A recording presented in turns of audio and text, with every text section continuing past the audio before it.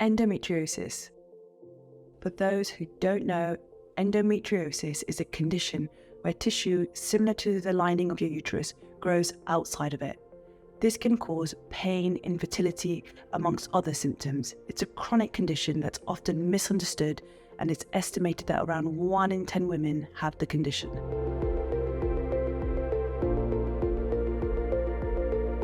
So why is endometriosis such an important topic? Well, firstly, it's often misdiagnosed and it can take years to get a diagnosis. And this is because it has similar symptoms to other conditions. This can be incredibly frustrating and isolating for women, and it's important to raise awareness about this important topic. What is endometriosis and what are the warning signs? Well, the female reproductive parts include the uterus, the fallopian tubes, and the ovaries. The uterus has a lining called the endometrium. This grows and sheds every month under the guidance of your hormones produced by organs like your ovaries. The lining is growing to catch any growing embryo and allowing it to grow safely in that location. So if the pregnancy doesn't happen, the lining sheds, and this is called a period. Periods are a mixture of endometrial tissue with blood and mucus. So what are the warning signs that you might have endometriosis? Well, if you're experiencing really bad period pain or chronic pain, possibly from scarring and inflammation, it's important to see a doctor. You also might get painful sex from stretching of endometrial tissue, stomach issues such as nausea, constipation, bloating and diarrhea, and difficulties getting pregnant. And this is because it can affect the fallopian tubes and make it hard for the egg and sperm to meet. Where can endometriosis grow and what does it look like? Well, imagine if endometrial tissue, which grows and sheds monthly, is in other places like on your uterus or on your ovaries or other parts of your pelvis. It behaves the same way, so it grows and thickens and sheds along the monthly cycle.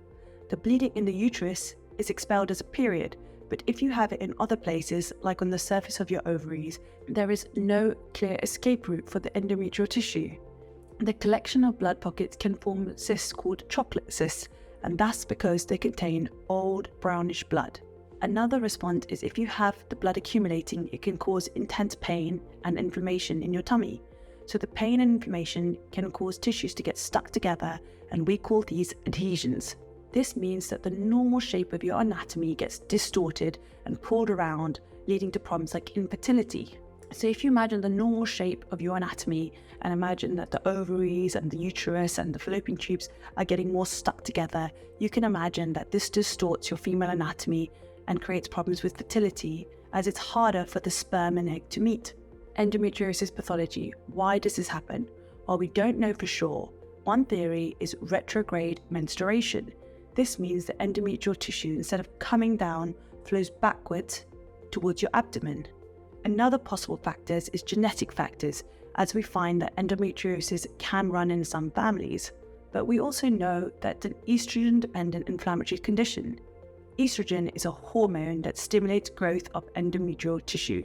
This means that hormonal therapies and anti-inflammatory treatments may be effective in managing endometriosis.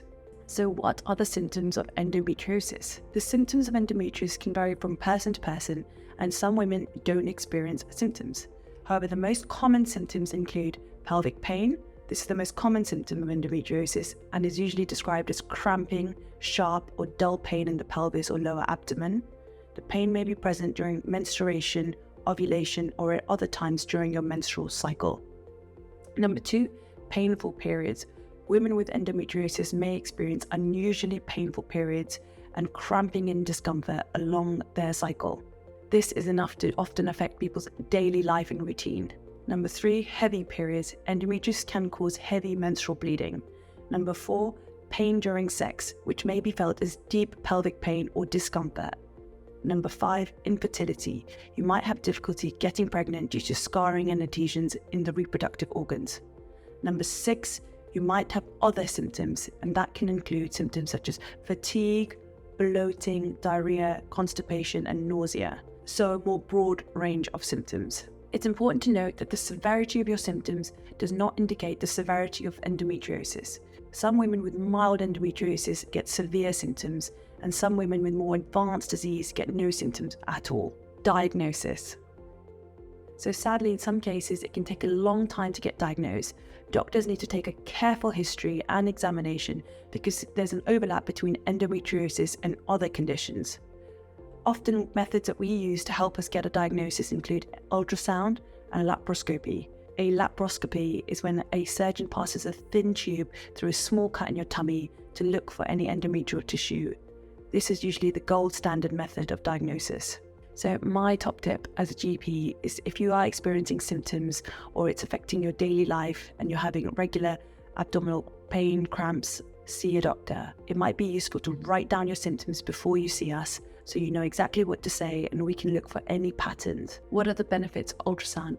When endometriosis can sometimes show up on ultrasound, but it's not always detected.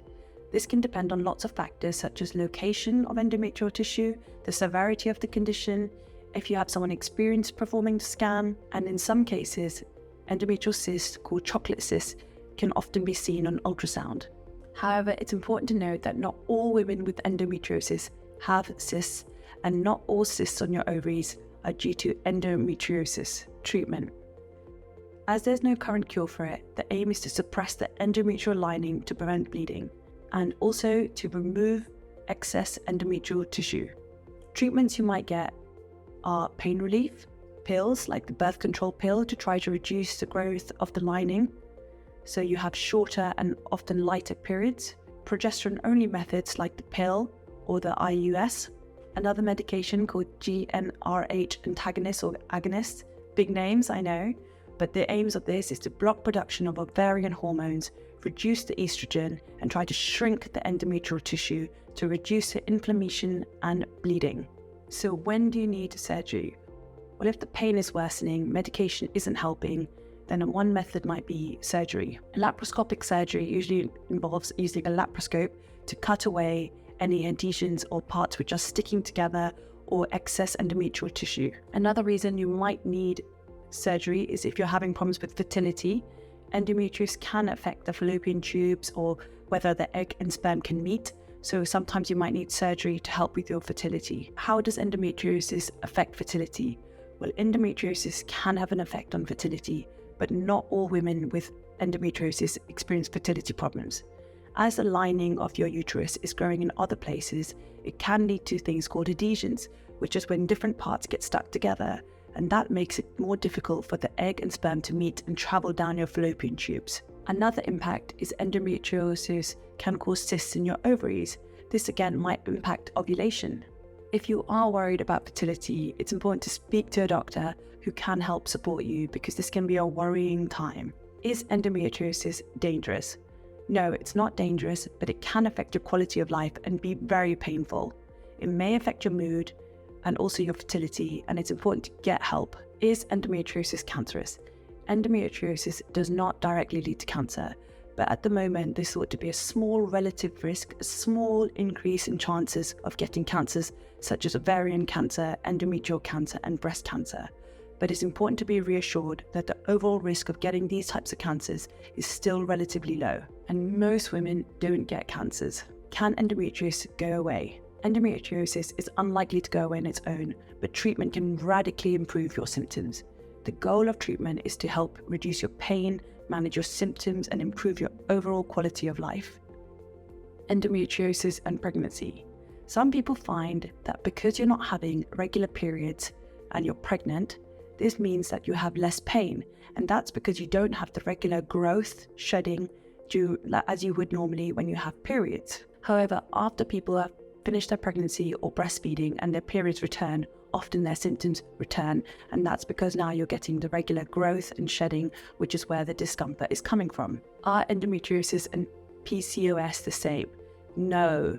Endometriosis and PCOS are separate conditions and need separate treatments. PCOS, on the other hand, stands for polycystic ovarian syndrome, and it's a hormonal disorder that affects women of the reproductive age and is characterized by high levels of androgens, male hormones, insulin resistance, and can lead to lots of symptoms such as irregular periods, acne, weight gain, and excess hair growth. It is possible to have both endometriosis and PCOS, but the two conditions usually need different treatments. So in summary, endometriosis is a condition that affects millions of women in the world.